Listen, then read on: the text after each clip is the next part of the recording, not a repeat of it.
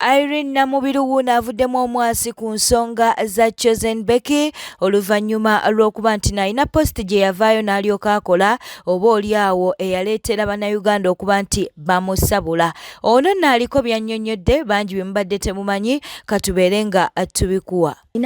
Ndaba abantu bali ku post ate sijja zijjayo because for me this had nothing to do with her life, her situation. Nga tukola rehearsals, I talked with her like a big sister or like a mother because she's fit to be I'm fit to be her mother. Netwogera mugumya netuyimba. Those clips are very many bingi nnyo nezi siri wanate kati kutandika kati muwulirize kye namugamba. Why didn't you hug her ng'omulaba akaaba? First of all, I didn't see she was crying. Nze nali nnyimba eno nga to recording. Kati she's the one who told me, Irene, she was overwhelmed because she told me, Irene, tewali yali ampadde ku stage. Nti nyimbeko nemugamba, you're joking. Nti simbanga ko live on a show like this. Tewali yali ampadde ku platform nemugamba tikisoboka.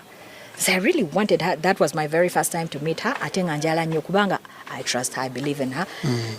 Nga sirabawo fopa. Singa alinya ku stage okuyimba nga sijiraba wera she's that good.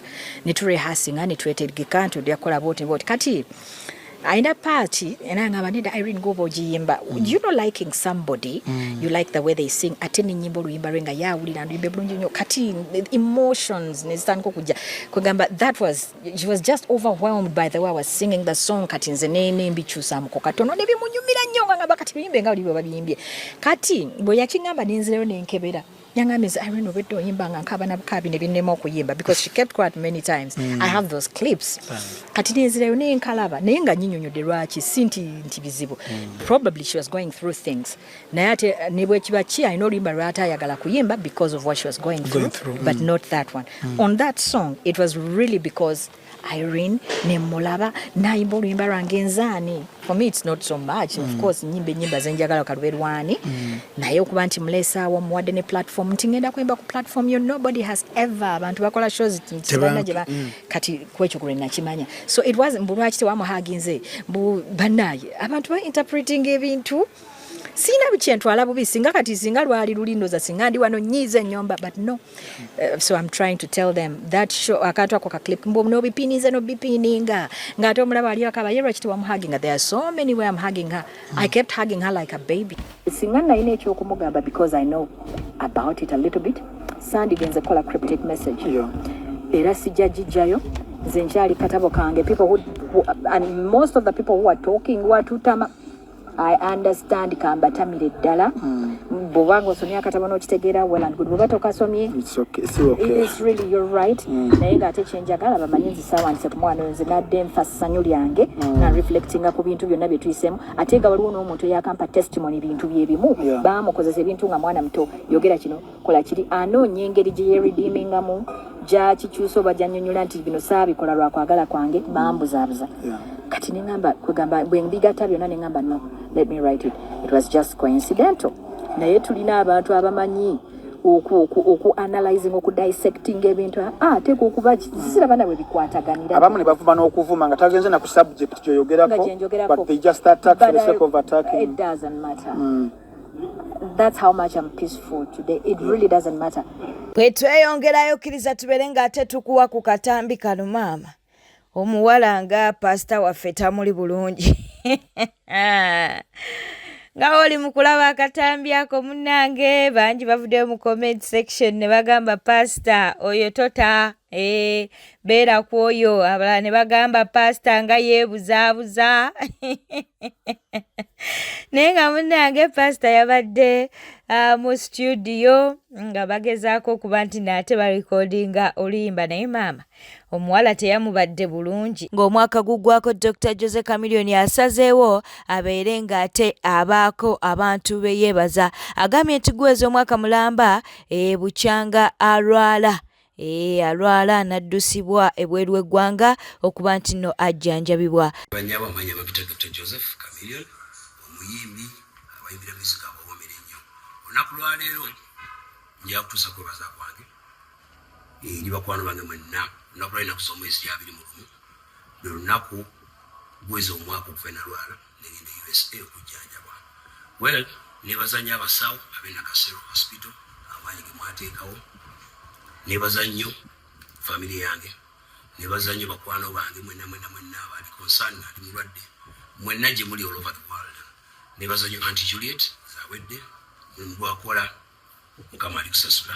Nebaza nnyo Wizo Manizo yaguma nange namperekerako netukoma ofenna. Mbebaza nnyo mwenna njagala kuyisa just thanks to everybody who prayed for me at the time when it was very trying. Today it makes a year since I was hospitalized, but alhamdulillah, I'm still fresh, sound, stay alive, and thank you so much. I wish you a Merry Christmas and Happy New Year. Ye muganda wa mujja wa Chosen Becky yasalawo kuba nti no munnange ate yamulwanirako entalo. Buli avaayo n'abeera ng'alumba Rashida, ono ye munnange yavaayo n'abeera nti nate amwanukula. Kaakati waliwo gw'ayisizaamu eggaali. Ate omulala gw'empa warning ye Rashida. Gwe nnyabo Rashida eyali mu kasekajja. Nkuwa warning, nakulabye otandise okusitula omuliro kwa akawunti yo. Otandise okola bu video mboyimba obuyimba mbusimanyi okola biki. Mukwana kagatto katutuuse ffe batimu Chosen Becky katutuuse. Naye nkuwa warning eno twakumala. Mukwano tetukyalina kye tukwagaza. Goli mu stressing ekisooka oli mutono amagumba gagenda kugwamu nabagamba banamukadde abasinga kweno up tebategeeranga mulowooza nti byakusaaga kati mutunuulire oyo omukazi omukadde. Rashid ali wathi kubeera muwalaawo emirundi egi esatu naye oli ku mwana okakkanya omuvoola omuvuma. Egyo nalabye video gye wakoze ng'ogamba mbu abaana abamu butukakasa tuti oba basekajja mbusekajja lwa kusirika nengamba naye banaye kino ekikazi mukwano Rashid yaliko mujjawo kale gwe yabamuzaalamu. Mbanti munonye omusajja owo erite yali nambayo akugambyeko nti baawe lwaki munonye entalo mwabeekolera entalo mwabeekolera ebigambo ate ne mudda ne mubiza ku muntu. Rashida yavuddeyo n'akolera video n'akugamba nti oli baawe. Rashida yavuddeyo n'avuma muntu yenna anti mwali mugamba mu sister wa Rashida yavuma mbu omuyimbi wammwe njagala mugyeyo video ng'amuvuma.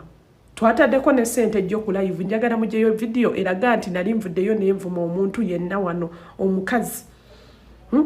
Omuntu tayogereko mazima entalo mwabazeetandikira oba ebigambo mubijjawa n'otuula ku live namba ng'oyogerera omwana omuto manti mbukalaba obugumba mbukatono katuula mu nnyimba engato ne zitutuuka because oli mulogo mukazi gwe oli mulogo kyobolaba ennyimba zaatuulamu zikukwatako waba alangira abakazi aboonoona amaka mwoli kyobolaba kikuluma. Waba alangira abakazi ababi mwoli kyobola kikuluma akusinga obulungi. Nodda ku mwana wa munono ovuma nze baneesitera nnyo okwagala kukakanya bakazi banange era gwe noonyeza ebigambo by'ekisa bye nkwogerako bimbuzi naye ate weewunye n'okuvuma sikuvumye kikulaga ki. Think I know you are 40 and above but gezaako okulowooza ng'emyaka gyo. Olaba naffe abaana abato tubikako ku kamwa n'ogamba banaye onanyiiziza naye sigenda muvuma sigenda teekamu bakika kye sigenda teekamu baana be because zino video internet hysteric. Omukazi omukulu oli ku mwana gw'osobola okuzaala gwe masiikini. Njagala ogyeyo video eraga nti Rashid yalavuddeyo n'ayogerera omuntu ebigambo ebiwanvu ng'ebyo by'obadde oyogera. Nange gwe muwayiriza mbumbavuma njagala ogyeyo video nga nvuma yadde omuyimbi. Njagala okwate video zange zonna eziriko Chosen Becky ozigyeyo ondage ng'amuvuma. Mulekerawo obwo obusiro omuntu n'obwoba tomwagala gwe masiikini si gwe yamutonda. You're not the creator. Omuntu akirizibwa kubeerawo. She has a life. She has kids to take care of. Kati buli anoonya amasanyalaze buli anoonya likes kanvume Rashid abantu banjagale. Ensonga lwaki ennyimba ze zikuluma zaatuulamu it is because you are a witch oli mulogo. Bwe tweyongerayo ensonga za Walukagga tezinaggwa kigambibwa mbu kkooti enkulu gye yabadde yaddukira okuba nti naate ewa ensala yaayo mbu yabazeemu mbu nga wowulira nti mbu kaakati nno munnange mbu ono yaggiddwa mu kalulu. Katusooke tubeere nga tukuwa ku looya Nalukoola abeere ng'abaako byatangaaza ne byannyonnyola ate era tugenda kubeera nga tukuwa pengepenge ku nsonga y'emu eya Walukagga. Yes. Kanso Nalukoola gyebaleko ssebo. Ale ssebo naye gyebaleko. Essebo. Kaakati mukama wange. Essebo. Simanyi waliwo lulingi gye tulaba simanyi bamugifunyeko nabwe nga eya omusango gwa Walukagga. nange mpulira byogere nga ngalabi ya Nyanzi. Nja kugenda enkya mu kkooti ndabe oba ruling efulumi. Kubanga ffe we twaliyo baatugamba tunaddayo bajja kugituwa nga 22. Kale nabwe kityo sisobola munnange kukakasa oba yeyo oba si yeyo nga nsinziira ku bibongeeta ku mitimbagano. Essebo. Naye nga kyo mu byamateeka awo basobola bagamba nti 22nd naye ne bagifulumya ku 21st. Oba oliawo munange n'ebintu nno nga bibeera bikyukakyuka. Towulirangayo omusango ne guwulirwa ku sipiidi ennene ennyo ne kuggwa mangu. Kati ruling gyetambuzibwa ku mutimbagano eraga nti petition bagigobye. Petition singa naawe otuuka olunaku olw'enkya nga ruling yeeyo waliyoko gaapu yonna endala ey'okwemulugunyamu olw'okusaba bulaga obutali bumativu. Mu tteeka eryo okujulira kuba kukoma mu high court. Mu tteeka eryo erifuga empaaba ey'engeri bw'etyo. Omukulu aba alina kulinda 231. Oba oliawo katujja naye tulabe ku nsala eyo. Enkyamwe mu bukooti muli essaawa nga kumeka? Tekitwetaagisa kumala kuddayo mu kkooti. Omulamuzi asobola okugiwa ku ikimis ng'era bwe yagamba.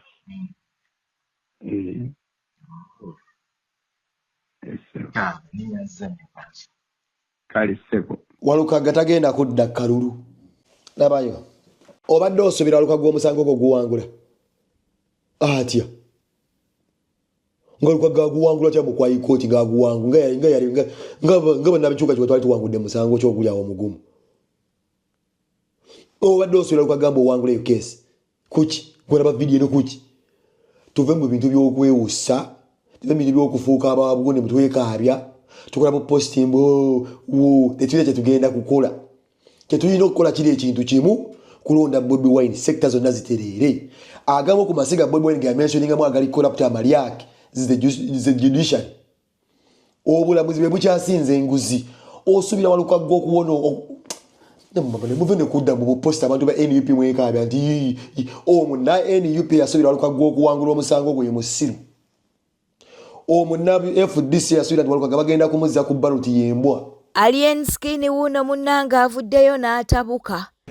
Kati mudde eno mufe mulooza ndi mutusobola abakoze mu bbanga ettono. Nagwe mama ageze gema neesadde emyaka 3 okubeera wano nga sirinaamu nenga tusobola kukkiriza nti sirinaamu ne bwe nkugamba olowooza nkuddiisa nenga sirinaamu nenga tuna kyogenda kunkola nga okimanyina bulungi tina amagezi sigalina ne tolina kyogenda kunkola wasitibya otya nno.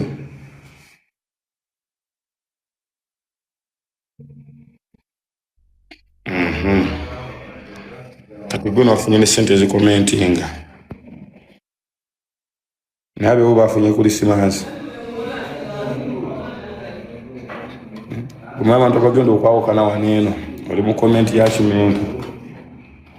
Kimentu yakuba endongoye nafuna ne access asookulwa edduuka namugamba siriiwo aliwo kabamperekereza omuceeri 3 yakulaba nga nkomyewo. Gwe wali mu komenti anagenda okuwola omuceeri banene ennyama Uganda nsinjavu. Kati mabali mu komenti gamba nnyonnyole wano Uganda nsinjavu era bwe mugera ne mudde eyo ne mulaba jjaamu bakuta okuva emukono mpaka Ntebe olumu kibabuusa okuba nti buli omu alina emmotoka. Ezo emmotoka ze mulaba ezibeera mu jjaamu ezo buli mmotoka gy'olaba y'ey'omugagga ali mu famire yaabwe. Bwe bw'osanga jjaamu oyo yenna ng'akutte emmotoka gy'olaba y'ey'omugagga oyo omu ali mu famire yaabwe gw'osanga mu Mark X manya mugagga weewaabwe gosanga mu pulimo family nga ntono ndyamukwate bulungi kale gwedda ku malalo gammwe nga mugenzi omanyagana wajja emmotoka mmeka ne mudde ne mulaba ezaffe mutandika okukomentinga eyo 29 eyo 26 goli modoki olimbye nimbi eki gwe genda nga mugenzi omanyagana oba olumbe olabe emmotoka ziba mmeka nga buli omu yiye waliwo abajja ne bapangisa emmotoka z'abasajja bajje bavimbireko naye gwe genda nga mugenzi omanyagana oba kulumbe olabe emmotoka mmeka ezijjako kati kwezi ezizzeeko kati mbuliraako olabyeko Land Cruiser mmeka ndidda katuli kulumbeerwa mmwe gwe musiru siyo parking siyeyo awo mu lujja buli sibe bumwanyi kuliko Land Cruiser mmeka obuzibu bwabadde kuki enyonyi zizokuba zirinamu technical problem ndowooza nga bwe batugamba so era neyatunonye teyabadde ya Uganda Airlines naye abantu babadde sitwalira ennaku 3 18 19 20 so kati abantu babadde bangi tobola abantu promotion yabadde nyingi nga waliwo abasuzemu ennaku 3 waliwo ababadde bakamala olunaku olumu kati nange nabadde ntambulako olunaku lwennyini so abasinga okosa abadde batambulako olunaku bayinza okuba tebazze nze nasobodde okuyitawo n'abantu benabadde nabo tujja naye ebintu twali tulina okulinya saa 12 n'eddakiika 4 twagirinya essaawa 6:30 tugambe nti gwe enduulu gye mwakubye ku intaneti yabaleetedde okubawaayo ennyonyi emu ereeteko abamu probably maybe not because management eyinza okuba yabadde already ina plan y'okuleeta ennyonyi because okuva ku makya babadde batugamba nga bagidirenga so kati tosobola kumanya oba noise eyaleese ennyonyi oba already it was in plan but ekyabadde kisinga okuba ekikulu is to provide a service kyebamaliriza nga bakozi nga bulijjo manager wa Chosen Becky ye yasalawo okuba nti no munnange ate yalwana entalo ze zonna we yabadde ku Bukedde TV aliko bye yavuddeyo n'abeera nga ate munnange atangaaza nabyo tubirina Chosen Becky ebyaddala tukkiriza oba tugaane ono omusajja abadde mu baana be n'amwagala n'abaana be abo abaana batadde bakwata obuvidiyo nabateeka ku TikTok nga olaba baboninga ne Ssekajja badde babuteekayo ebbanga lyonna muwadde mu bulaba nga bakulaga kati ne woba gwe Chosen Becky n'okeera ku makya n'okomawo ewaka n'olaba abaana bo nga babondinze n'omusajja ne bakwagalira omusajja because senga abaana abo bagaana okwagala Ssekajja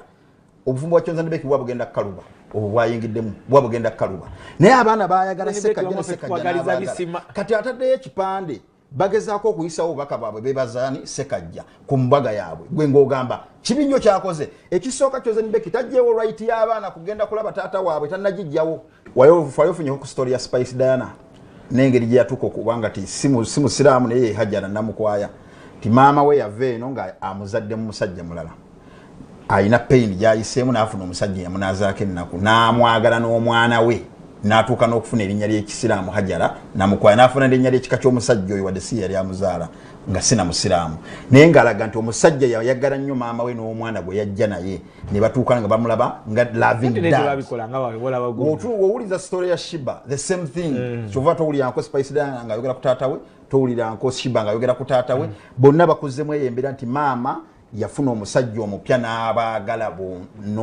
n'ayagala omusajja nebatuuka nebeerabira ne bataata baabwe abaabazaala ne bakula leero be basitabe tulina olwaleero nejjasa ezo stories zaabwe nkuwadde example y'abantu abali popular otegeere nti omukyala nga Chosen Becky ayina abaana 4 single mother atoba nabo ebimu byayitamu ffe tubeera close tubiraba n'owulyanga nawe oyagala kaaba ku bintu ebimu byayitamu ng'atoba n'abaana aba 4 nejjukire wake we tabeera n'abaana be bokka 4 ayinako n'abaana b'abaana ensonga eri bwete ekibuuzo kinjagala obabuuza mwembi ku bipande byonna bye mwalabye kuliko obubaka bwonna bwolowooza nti yalimbye si butuufu okweyita the Ssekajja nga bamaze obbagata kikyamu Bassekajja ekyokubikinjagala okugamba abaana bano obalaba Chosen Becky atobye nabo nebyayisemu nabo bingi ebimu tetwagala byogera kwa we mbyogerako nyinzo okubanga atayagala okwogera ku tata w'abaana be ate nga saagala mwogerako kati kyovola newala okwogera ku bimu ku byayisemu nebyenda bye ebimu yabibalagako ko waliwo yateekanga ebifaananyi nga tutta abaana mu ssajjale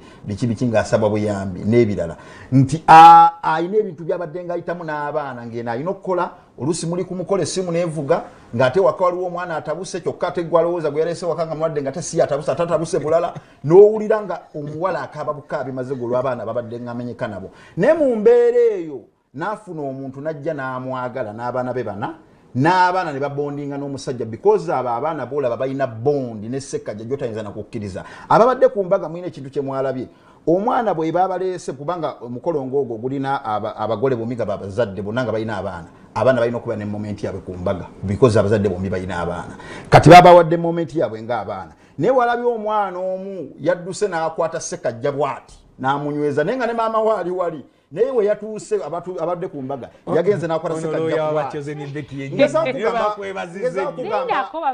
kugamba ababadde ku mbaga ekyo bakirabye eyo moment bagirabye lwaki nti bano abaana babadde balina omukisa okukola bondi ne Ssekajja era bagizimba kubanga gwe basinga okulaba otegera kyegamba ate bamulabidde ebbanga omuntu gwe basinza okwagala abaana ba Chosen Becky omuntu gwe basinza okulaba era gwe basinga okwagala si Ssekajja yewe driver wa Chosen Becky bamuyita Pete kubanga baddewo ebbanga ddene naye nti omanyi kati kankuwa ekyokulabirako sayima omanyi obufumbo nga omusajja ajja n'agenda nga tasula waka oba nga tabeererawo ddala ng'alina ewaka ewalala gy'abeera omanyi obufumbo bw'ekika bwe kityo nti ajja n'abeerawo ba ku weekend n'alaba abaana n'amaana kati obwo obufumbo bw'ekika ekyo bulina challenge emu senga mufuna obutakkaanya ng'abaagalana omusajja asobogera n'amala ebbanga nga takomiwa so n'omala emyezi omukaaga nga takomiwa senga muba munyiizeemu because buno obufumbo bw'omwami n'omukyala nga babeera wamu ekirungi kyabwe naye banyiiga basigala basula wamu babeera wamu naye buno obufumbo ng'omusajja alina ewalala gy'abeera bwanyiiga asologera n'alwayo kati bw'agenda n'alwayo